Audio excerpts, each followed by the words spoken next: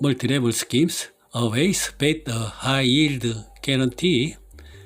Ponzi accounting data is manipulated and these are poor.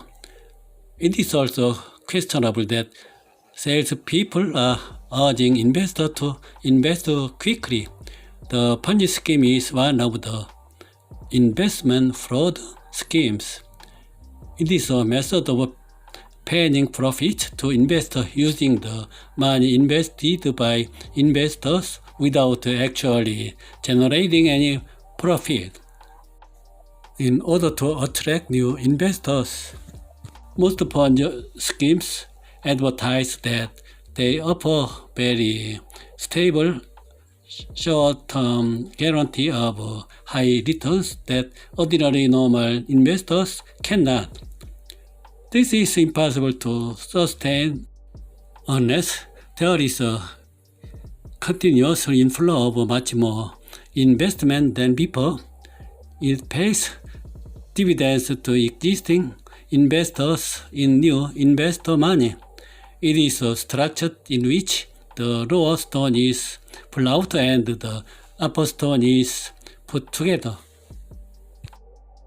However, this business structure is bound to collapse someday as the inflow of funds will eventually fall short of the amount to be paid.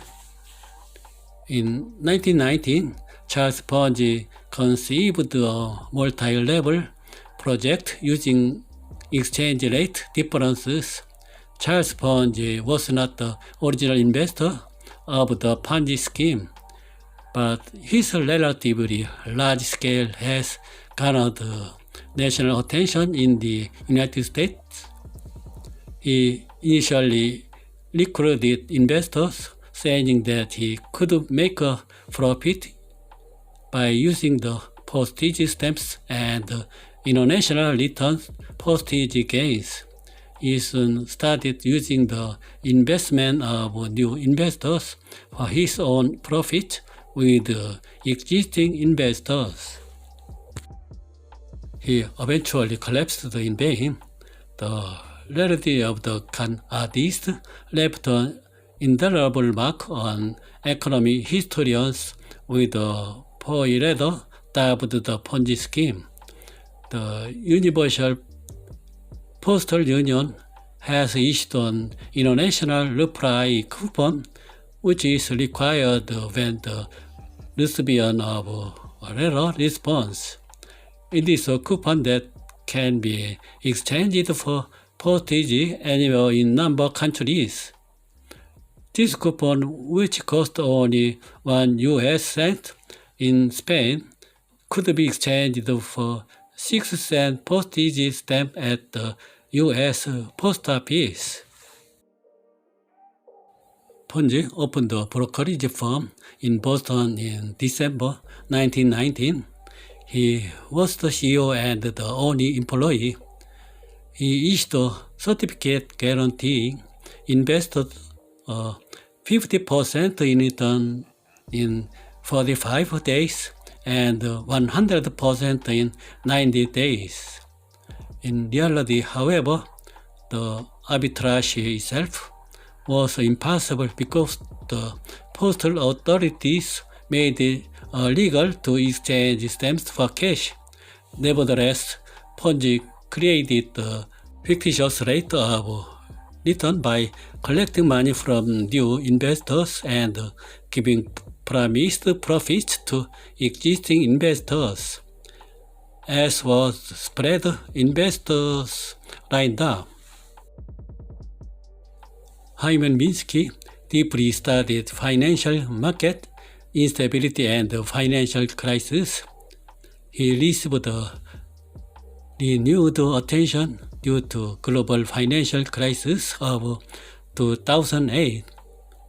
The name of Ponzi also appears in his financial instability hypothesis, which shows that fluctuations in the business cycle and financial crisis could occur depending on internal dynamics and instability rather than external shocks in the economy and financial markets. He believed that excessive debt was driving the economy into a crisis. The debtors into three types. Hedge borrowers are those who can repay principal and interest with the cash flow from their investment.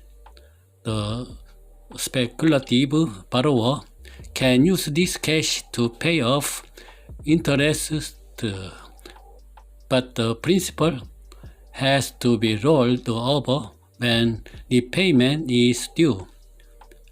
Ponzi borrowers are unable to repay interest, let alone principals, with the cash flow from their investment assets.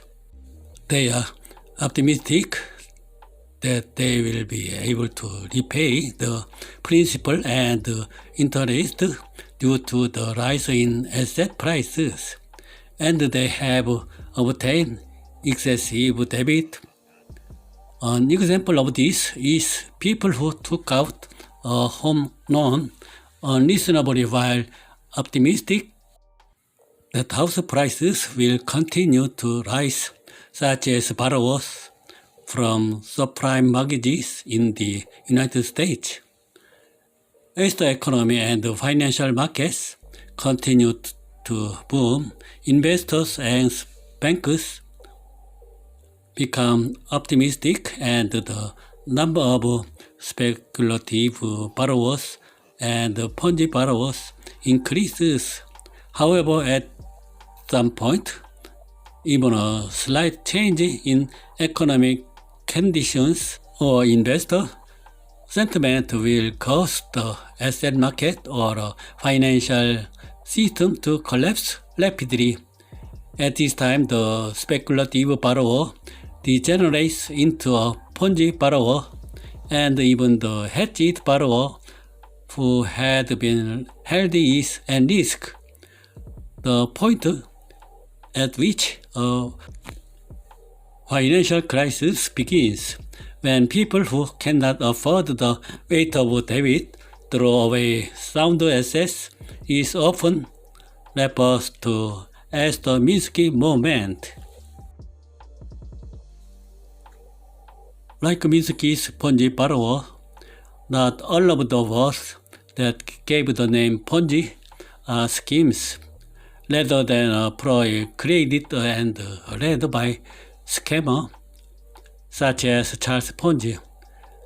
It often has a stronger meaning of a bubble that cannot be sustained without new inflows of funds. The Ponzi structure also appears in the global financial markets. There are cases in which a country cannot repay the principal of its foreign debt and continues to extend the maturity, eventually raising both hands. If a country's long-term real growth rate falls short of the global real interest rate, an external debt crisis is inevitable. Pension systems in countries with declining populations can also be seen as a Ponzi structure that will one day collapse.